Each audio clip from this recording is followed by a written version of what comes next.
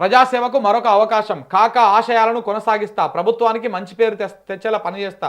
సింగరేణికి కొత్త గనుల కోసం కృషి చేస్తా. ఏ శాఖ ఇవ్వాలో సీఎం నిర్ణయిస్తారని చెప్పేసి వివేక్ కూడా నిన్న మాట్లాడినటువంటి మాటలను ప్రధానంగా తీసుకోవడం జరిగింది. నేడో రేపో శాఖల కేటాయింపులు. ఎవరికి కేటాయించని శాఖలు ఇచ్చేటువంటి ఛాన్స్ ఉన్నది. ఉమ్మడి ఆదిలాబాద్ జిల్లాకు తొలిసారిగా ప్రాతినిధ్యము దక్కింది. స్థానిక పోరు తర్వాత పునర్వ్యవస్థీకరణ. జూలైలోనే స్థానిక ఎన్నికలు, ఆగస్టు 15 కల్లా పూర్తి. ఎన్నికల్లో పనితీరును బట్టి పునర్వ్యవస్థీకరణకు అవకాశం అని చెప్పేసి మరొక వార్త. అంటే మళ్ళా ఇంకా మిగిలినటువంటి 3 ఉన్నాయి కదా, ఆ 3 కూడా ఎన్నికల తర్వాత చేస్తారంట. అంటే కొంతమంది తీసేస్తారేమో మరి అప్పుడు. ఈ 2 వార్తలు చూద్దాం ఒకసారి. ఎవరెవరికి ఇచ్చేటువంటి అవకాశం ఉంది అనేది 13వ పేజీలో ఉందంట. రాష్ట్ర మంత్రివర్గంలో కొత్తగా చోటు దక్కించుకున్న ముగ్గురికి నేడో రేపో శాఖలు కేటాయించే అవకాశం ఉందని ప్రభుత్వ వర్గాలు వెల్లడించాయి.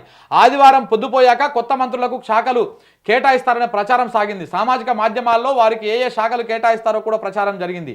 అయితే ప్రభుత్వం మాత్రం ఆయా మంత్రులకు శాఖల కేటాయింపుపై సోమ లేదా మంగళవారం ప్రకటించే అవకాశం ఉన్నట్టు తెలుస్తోంది. ప్రస్తుతం ఎవరికి కేటాయించని శాఖలనే కొత్త వారికి ఇచ్చే ఛాన్స్ ఉందని ప్రభుత్వ వర్గాలు చెప్తా ఉన్నాయి.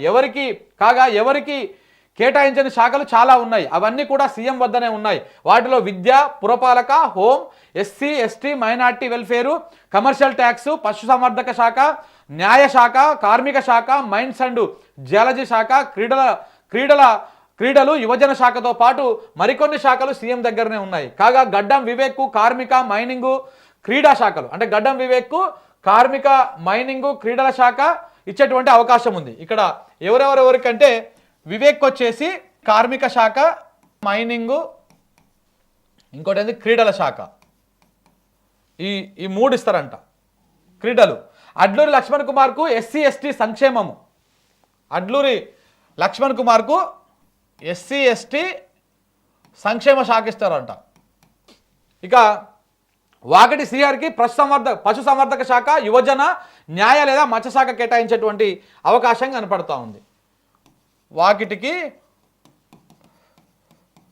పశు సంవర్ధక శాఖ ప్లస్ మత్స్యశాఖ ఇది ఇవ్వచ్చు కూడా. ఇంకోటి ఏంది యువజన న్యాయ శాఖ ఇస్తారంట. సో ఈ ముగ్గురు వచ్చినటువంటి వాళ్ళు అయితే కీలక శాఖలు ముఖ్యమంత్రి దగ్గరనే ఉంటున్నాయి. కీలక శాఖలు ఏంటిది? విద్యాశాఖ, ఇంకోటి మున్సిపల్ శాఖ, ఇంకొకటి హోంశాఖ. ఇవన్నీ కూడా ముఖ్యమంత్రి దగ్గరే ఉంటాయి మళ్ళా కూడా. సో వివేక్ కార్మిక, మైనింగ్, క్రీడలు. ఇందులో కార్మిక శాఖ ఓకే, మైనింగ్ కొంత కీలకంగా ఉంటుంది. ఆయన అక్కడ సింగరేణి ఇవన్నీ ఉన్నది కాబట్టి మైనింగ్ శాఖ ఇచ్చేటువంటి అవకాశం ఉందేమో, మైనింగ్ శాఖ ఇస్తారు కావచ్చు. క్రీడలు అంటే దానికి పెద్ద ప్రాధాన్యత ఏమి ఉండదు. సో ఇక్కడ ఎస్సీ ఎస్టీ సంక్షేమము ఒక దళిత బిడ్డ కాబట్టి అడ్లూరికి అది ఇచ్చేటువంటి అవకాశం ఉంది. అది ఇప్పుడు ముఖ్యమంత్రి దగ్గరనే ఉన్నది. వాకటి శ్రీహరికి పశుసంవర్ధక శాఖ, మత్స్యశాఖ, యువజన, న్యాయశాఖ ఇచ్చేటువంటి అవకాశం కనపడతా ఉంది. కీలక శాఖలన్నీ సీఎం దగ్గరనే ఉంటాయి. మళ్ళా ఇప్పుడు వచ్చినటువంటి వాళ్ళు కొంత నిమిత్త మాత్రంగానే ఉంటారు అన్నమాట ఈ లెక్కన. విద్యాశాఖ కీలక శాఖ ఆయన దగ్గరనే ఉంటుంది. మున్సిపల్ శాఖ కీలక శాఖ ఆయన దగ్గరనే ఉంటుంది. హోంశాఖ అత్యంత కీలకమైన శాఖ, ఇది కూడా ఆయన దగ్గరనే ఉంటుంది. మిగతా ఈ ఎడిషనల్గా ఉన్నటువంటి మాత్రమే వాళ్ళకు ఇస్తున్నట్టుగా కనపడతా ఉంది మిత్రులారా. మరోవైపు ఎవరెవరికి ఏ శాఖలు కేటాయించే అవకాశం ఉందన్న ఆతృతతో ఉన్న కొత్త మంత్రుల అనుచరులు, శ్రేయోభిలాషులు, వర్గ నేతలు గాంధీ భవన్, సచివాలయ వర్గాల నుంచి సమాచారాన్ని సేకరించే పనిలో పడ్డారు. రేవంత్ రెడ్డి తొలి దశ మంత్రివర్గ కూర్పు సమయంలో శాఖల కేటాయింపై హైకమాండ్ అభిప్రాయాన్ని పరిగణలోకి తీసుకున్నట్లు పార్టీ వర్గాలు వెల్లడించాయి. ఈ మారు కూడా అధిష్టానం సూచనలు, సలహాల మేరకే శాఖలు కేటాయింపు ఉంటుందా లేక సీఎం సొంతంగా నిర్ణయిస్తారా అన్నది మాత్రం వేచి చూడాల్సినటువంటి అవసరం ఉన్నది. దాంతోపాటు 3 జిల్లాలకు ముగ్గురేసి మంత్రులు ఉన్నారంట. తాజాగా మంత్రివర్గ విస్తరణతో ఉమ్మడి జిల్లాలైనటువంటి కొన్నింటికి ముగ్గురేసి మంత్రులు అయ్యారు. ఉమ్మడి కరీంనగర్ జిల్లాలో ఇప్పటి వరకు పొన్నం ప్రభాకర్, శ్రీధర్బాబు ఉండగా తాజాగా అడ్లూరి లక్ష్మణ్ కుమార్ వచ్చిండు. ఆయన ధర్మపురి నియోజకవర్గం, ఇది కూడా ఉమ్మడి కరీంనగర్ జిల్లా కిందకే వస్తుంది. ఇక దాంతోపాటు ఉమ్మడి మహబూబ్ నగర్ జిల్లాలో సీఎం రేవంత్ రెడ్డి జూపల్లితో పాటు ఉండగా ఇప్పుడు వాకటి శ్రీహరి మక్తల్ నియోజకవర్గం నుంచి వచ్చారు. ఇక మరొకటి ఉమ్మడి ఖమ్మం జిల్లా నుంచి ఇప్పటి వరకు తుమ్మల, పొంగులేటి, బట్టి విక్రమార్క ఉన్నారు. దాంతోపాటు వరంగల్ నల్గొండ వరంగల్ జిల్లాల నుంచి ఇద్దరేసి మంత్రులు ఉన్నారు. ఉమ్మడి మెదకు ఆదిలాబాద్ నుంచి ఒక్కరొక్కరు మంత్రులు ఉన్నారు. గడ్డం వివేక్ మంత్రి పదవి రావడంతో తొలిసారి ఆదిలాబాద్ జిల్లాకు ప్రాతినిధ్యం దక్కింది. అయితే ఇది ఆదిలాబాద్ కిందకు వస్తుంది. చెన్నూరు అవును, చెన్నూరు ఆదిలాబాద్ కిందకు వస్తుంది కాబట్టి కానీ ఆదిలాబాదు మంత్రి తొలిసారి మంత్రి అయ్యిండు. కాగా నిజామాబాదు రంగారెడ్డి హైదరాబాద్ జిల్లాలకు మంత్రివర్గంలో ఇప్పటిదాకా ఇంకా చోటు దక్కలేదు.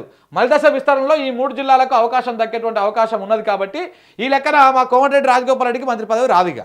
ఎందుకంటే 3 జిల్లాలు ఖాళీగా ఉన్నాయి, హైదరాబాదు, నిజామాబాదు, రంగారెడ్డి. ఈ 3 ఆ 3 పోతాయి. సో కాబట్టి మా కోమటిరెడ్డి రాజగోపాల్ రెడ్డికి మంత్రి పదవి అనేది కళ్ళనే, ఆయన ఆశ అడి ఆశలే. ఇందులో ఇంకా క్లియర్గా అర్థమైపోయింది. ఇప్పుడు నిజామాబాద్ చూసుకుంటే సుదర్శన్ రెడ్డి ఉన్నాడు, రంగారెడ్డి చూసుకుంటే మల్రెడ్డి రంగారెడ్డి ఉన్నాడు, హైదరాబాద్ చూసుకుంటే నాకు తెలిసి హైదరాబాద్లో ఏదో ఒక ముస్లిం నాయకుడికి మంత్రి పదవి చేసి ఆ మైనార్టీలకి అన్నటువంటి లోటుని పూడుస్తారు.